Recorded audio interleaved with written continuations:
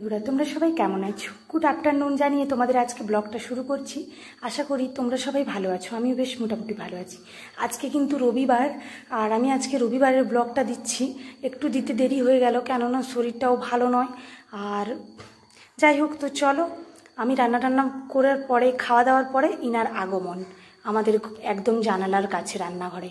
তো চলো, এখন বিকেল 3টা বাজে, আমরা রেডি হয়ে নিয়েছি সাজুগুজু করে। এবার আমাকে কেমন লেগেছে একটু কমেন্ট করো, ঠিক আছে? আর আমরা যাব কারে, তোমাদের সবটাই শেয়ার করব, আর কোথায় যাব না যাব অবশ্যই দেখাবো। আর ব্লগটা স্কিপ না করে অবশ্যই তোমরা দেখো, আর দেখার সময় একটা লাইক দিয়ে দিও। লাইক দিতে কিন্তু ভুলো না বন্ধুরা, ঠিক আছে? আর ভালো লাগলে তো অবশ্যই কমেন্ট করবে, শেয়ার করবে, সেটা বলার কোনো নেই। আর আমার মেয়ে দেখো রাগ করে বসেছিল, তো জলের বোতল একটা নিয়েছি আর পার্স নিয়েছি। আমার মেয়ে সব সময় কোথাও যায় রাগ করে, ছোট্ট বাচ্চা তো, ওর ঘুম পেয়েছিল, বলছে মাম্মি আমি যাব না, দেখো তোমরাই কোথায় ছেড়ে যাব। আর এখানে দেখো ফৌজিবাবু রেডি, 5 লিটারের একটা বোতল নিয়ে নিয়েছিল, কেননা তেল ভরে নিয়ে যাবে বলে। তো আর এই দেখো আমার মেয়েকে কেমন লেগেছে তোমরা অবশ্যই বলো, আর ভালো লাগলে অবশ্যই আর চ্যানেলটাকে কিন্তু লাইক কমেন্ট শেয়ার করে দিও। আর এই দেখো এখানে বসে পড়েছি, গণেশ ভাইয়া যে বলেছিলাম মাছের ঝোল দিয়েছিলাম না আগের ব্লগে, ওটা হচ্ছে গণেশ ভাইয়ার মেয়ে আর ওয়াইফ। তো যাই হোক, চলো, আমাদেরকে সবাইকে কেমন লেগেছে একসঙ্গে অবশ্যই কমেন্ট করো। আর এই দেখো, আমরা কিন্তু যাওয়ার সময় একটা জিনিস লক্ষ্য করে দেখেছি, এই ট্রেন লাইনটা দেখেছো তো, এটা কিন্তু এমনি ট্রেন লাইন নয়, এটা কিন্তু টয় ট্রেনের লাইন। তো সপ্তাহে 2 দিন করে টয় ট্রেন যায় দার্জিলিং এখান থেকে। তো চলো, আর ফৌজিবাবু কিন্তু সামনে বসেছে, আর আমাদের কার আজকে নিয়ে যায়নি, এটা গণেশ ভাইয়ার কার। তো গণেশ ভাইয়া নিজেই চালাচ্ছে। তো আমার মেয়ে কিন্তু যেখানে যায় দাঁড়িয়ে থাকে, আর কিছু না, দুষ্টুমি করে। আর গণেশ ভাইয়ার ছেলে আমার ফৌজিবাবুর কোলে ছিল, তো ফৌজিবাবুর কোলে ছিল, বলছে আমাকে একটু দিয়ে দাও ওকে, ও কেমন বসবে। আর চলো শেয়ার করি একটু দার্জিলিংয়ের চা বাগান। আর এটা দেখেছো তো কত সুন্দর না, চা বাগান আমরা পড়েছি বা শুনেছি, কিন্তু এত সুন্দর লাগে আমি কিন্তু দেখিনি। একদম ধাপে ধাপে আর সুন্দর করে সাজানো, দেখো একটু এদিক ওদিক না, লোকে যেমন সাজুগুজু করে তেমনি সুন্দর লেগেছে। তোমাদের কেমন লেগেছে অবশ্যই বলো চা বাগানটা। তো চলো একদম পৌঁছে দেখাচ্ছি কোথায় যাচ্ছি না যাচ্ছি, সবটাই আজকে শেয়ার করব। ব্লগটা খুবই ভালো লাগবে তোমাদের, খুবই খুশি হয়ে যাবে তোমরা ব্লগটা দেখে।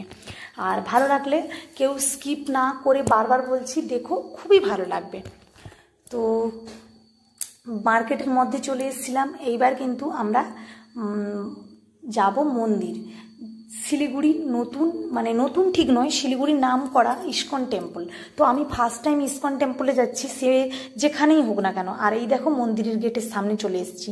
এবার কিন্তু গাড়ি রাখার পার্কিংয়ে চলে যাব প্রথম কথা, তারপরে কিন্তু ঢুকবো।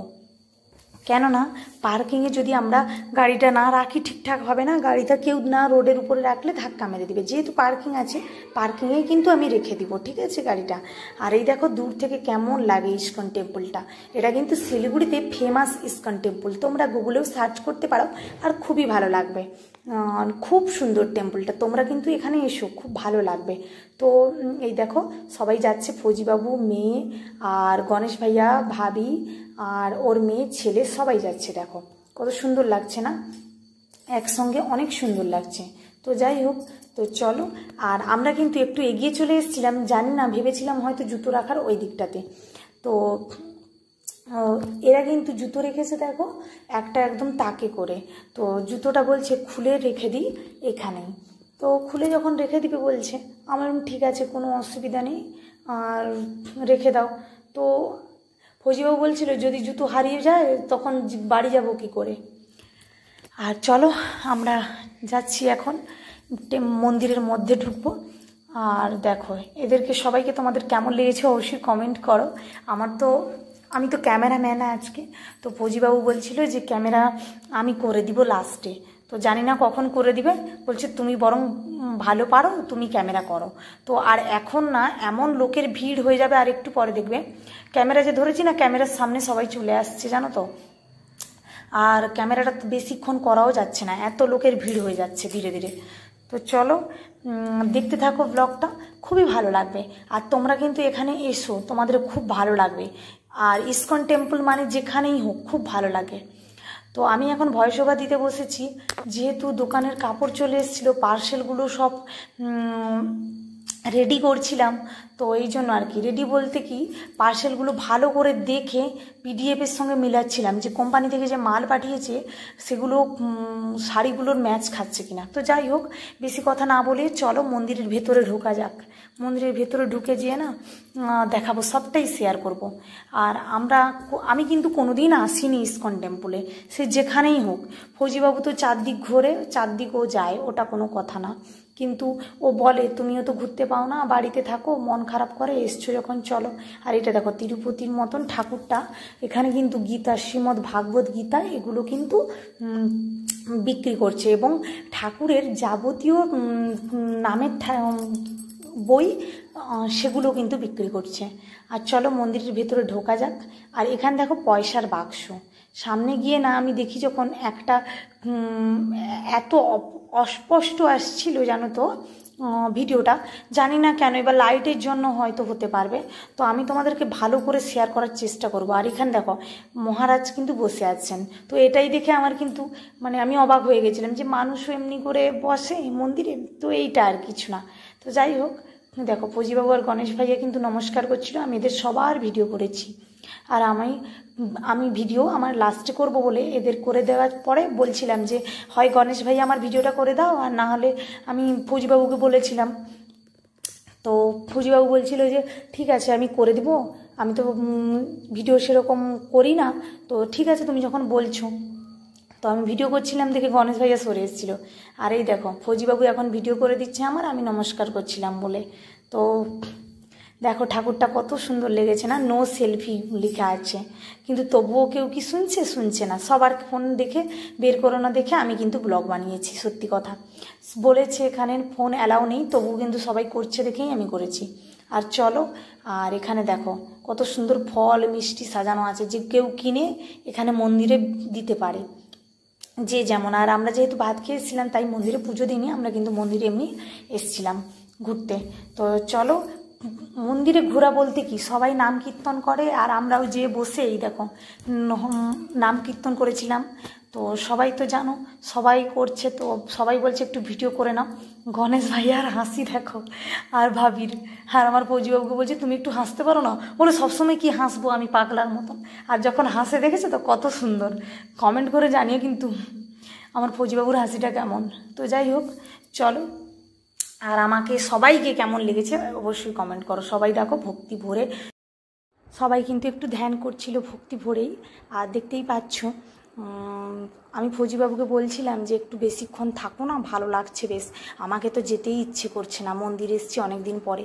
বলে তুমি কি কোনোদিন ইস্কন টেম্পল দেখো নি? আমি যে এই প্রথমবার, আর তাও আবার শিলিগুড়িতে। তো যাই হোক, সত্যি কথা বলতে কি কোয়ার্টারে থাকাকালীন না 1 মাস ধরে কোথাও যাইনি সেরকম ঘুরতে। আর বাড়ি গেলে তো ফৌজিবাবু এদিক ওদিক নিয়ে যেত, তো এখানে তো টাইম পায় না, ডিউটি ডিউটি ডিউটি। আর ঠাকুরটা কেমন লেগেছে তোমরা বলো, আমার তো বেশ ভালো লেগেছে। আর চলো আমরা এখন উপরে যাব। আর ফৌজিবাবু কিন্তু গীতা নিয়ে নিয়েছিল, ঠিক আছে, গণেশ ভাইয়াও কিন্তু গীতা নিয়েছে, গণেশ ভাইয়াও 2-3টে গীতা নিয়েছে, ফৌজিবাবুও 3টে গীতা নিয়েছে। আর ফৌজিবাবু গীতাগুলো নিয়েছে, বলছিল যে আগে নিব না পরে, এইরকম বলছিল। তারপরে বলে না, নিব যখন বলছি এক্ষুনি নিয়ে নিই, কেন এদিকটা উপরটা ঘুরে যেয়ে তারপরে চলে যাব। তো যাই হোক, নিচ থেকে উপর থেকে নিচকের পার্কিংটা কত সুন্দর দেখো। আর মন্দিরের চূড়াটা দেখেছো কত সুন্দর না? সত্যি কথা বলতে কি, প্রথম যখন আসছি না, মানে যখন মন্দিরের নিচ থেকে দেখি খুব সুন্দর লেগেছে। আর সত্যি কথা বলতে কি, মন্দির গেলে কেন জানি না আমার আসতে ইচ্ছে করে না, কার কেমন মনে হয় আমি বলতে পারবো না, আমার খুবই ভালো লাগে মন্দির গেলে, যেন আসতে আর আমাকে ইচ্ছেই করে না একটুকু।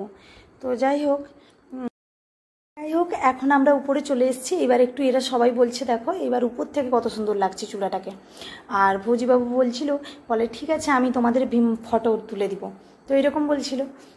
তো আমার মেয়েকে শ্রীমদ্ ভাগবত গীতা ধরিয়ে দিয়েছে, আর আমার মেয়ে এতটা ভার, এইটুকু রোগা মেয়েটা কি ধরতে পারে বলো? তো ওই জন্যেই তো বলছিল, বলে ঠিক আছে আমাদের ফটো আগে নিয়ে নাও, তারপরে কিন্তু খুব সুন্দর লাগবে। তো এইটা বলছিল। তো আমার ফৌজিবাবুকে দেখো ফটো তুলছে ফোনে, বলছে আমি ফটো তো তুলি কিন্তু ভিডিও তো করি না সেরকম। তো এই জন্য এই দেখো ফটো তুলে দিচ্ছে আর বলছিল তুমি এক কাজ করো, আমরা কিন্তু পরে ফটো তুলব। তো বলছে ঠিক আছে, গণেশ ভাইয়া বলছে আমাদের আগে তুলে দাও, তারপরে কিন্তু তোমাদের তুলে দিব। আর সত্যি কথা বলতে কি, কোনো মন্দিরে গেলে আজকাল ফ্যাশন হয়ে গেছে ফটো তোলা ভিডিও করা, হ্যাঁ, কিন্তু দেখো আগেকার দিনে তো কোনো ফোন টোন ছিল না, কেউ এত ফটো তুলতো না। আর দেখো এতটাই ভিড় না এখানে, কিন্তু নিচে তো প্রচুর পরিমাণে ভিড় হয়ে গেছে এখন, আর উপরে যখন ঘুরছি তো তখন পর্যন্ত হয়ে যাচ্ছে, গোল গোল ঘুরে ঘুরে যাচ্ছে সবাই আর কি। জানো তোমরা, দিদি মানে গণেশ ভাইয়ার বউ বলছিল বলে আমাদেরও একটা ভিডিও করে নাও, বলছে এমনি। তো যাই হোক, তো চলো উপর থেকে একদম মন্দিরের উপর থেকে দেখো নিচটাকে কত সুন্দর লাগে, গেটটা বা এইরকম দেখো কত সুন্দর না। ফৌজিবাবু আর মেয়েকে হাত ধরে নামছিল, তো আমার খুব ভালো লেগেছে সত্যি কথা বলতে কি। নিচেও অনেকগুলো ভিডিও করেছি, তো দেখো। আর পুরো এগুলো না জল ছিল, সাদা রঙের স্টাইলস তো বোঝা যাচ্ছিল না কালারটা, কিন্তু এত কাপড়ের নিচগুলো এত ভিজে যাচ্ছিল না, পরে এসে কাপড়টাকে আবার কিন্তু আমি ধুয়েছিলাম শ্যাম্পু জলে। তো কী আর করবো, কিছু করার নেই, মন্দিরে পুরো জল হয়ে গেছিলো। ওই দিন কিন্তু বৃষ্টি হয়েছিল ভীষণ পরিমাণে, জানো তো। আর যাই হোক চলো, এবার কিন্তু বাড়ি যাওয়ার সময় হয়ে গেছে, নিচটা একটু ঘুরে দেখিয়ে দিই, তারপরে কিন্তু আমরা চলে যাব বাড়ি। তো বাড়ি গিয়ে কিন্তু আবার সেই রান্না বান্না, সেই আবার সমস্ত কিছু কাজ করতে হবে। তো চলো যাই হোক, আর কিছু নিই না নিই, মন্দির গেলে শ্রীমদ্ ভাগবত গীতা নিতে হবে, এটাও আমার নিয়ম, বা ফৌজিবাবুরও। তো ও তো সব জায়গায় কোথাও না কোথাও গেলে এমনিই করে, আর এই ভিডিওটা কিন্তু আমাকে ফৌজিবাবু করে দিয়েছে, ঠিক আছে। তাও আবার আমার ফোন থেকে নয়, ফৌজিবাবু নিজের ফোন থেকে করেছে। কেমন লেগেছে সেটা কমেন্ট করো। আর দূর থেকে দেখো, দূর থেকে নয়, মেন গেটের কাছ থেকে কেমন লেগেছিল মন্দিরটাকে অবশ্যই কমেন্ট করো, ঠিক আছে। আর কেমন লেগেছে এই ইস্কন টেম্পলটা তোমাদের বলো। আর রাতের পাহাড়টা দেখো, আমরা যখন কোয়ার্টারে যাই আর কি ফেরার পথে। তো এখন চলে এসেছি বাড়ি, আর বেশি কিছু বলবো না, এখন কি কি নিয়েছি সেটাই দেখাবো। শ্রীমদ্ ভাগবত গীতা নিয়েছি ঠিক আছে, কিন্তু তোমাদের দেখানো হয়নি খুলে, হ্যাঁ। এটা দেখো শিল্ড করা আছে, আর এইটা কিন্তু হিন্দিতেও নিয়েছি, ঠিক আছে। তো চলো ব্লগটা এখানেই শেষ করছি। আর লাস্টে একটাই কথা বলবো, নিতুর কাহানি চ্যানেলে তোমরা প্লিজ যেও, আমার যারা নতুন বন্ধু, খুব ভালো দিদিভাই। আর দিদিভাইকে কিন্তু কেউ বলো না, সাপোর্ট করো ওনার। আর ও দিদিভাইটা কিন্তু খুব ভালো, প্লিজ ওকে কেউ বলো না সাপোর্ট করতে, কেন ওর অবস্থা, মানসিক অবস্থা ভালো না। তো যেহেতু দাদাভাইয়ের শরীরটা ভালো নয় তাই আর কি, তোমরা প্লিজ ওকে একটু সাপোর্ট করো। ওর চ্যানেলটা কিন্তু মনিটাইজেশন অন হয়ে আছে, ডলার জমতে বেশি টাইম লাগবে না, তোমরা অ্যাড সমেত ওর ভিডিওগুলো দেখে দিও প্লিজ প্লিজ প্লিজ। আমি রিকোয়েস্ট করছি, যারা আমার নতুন বন্ধু এসছো, আমাদের যদি না চ্যানেল থাকতো আমরা কি লোকের ভিডিও দেখতাম না? নিশ্চয়ই দেখতাম। আমি এটাই বলবো, পাশে আছি, পাশে থেকো সবাই। আর এখানে ব্লগটা শেষ করছি, সবাইকে টাটা।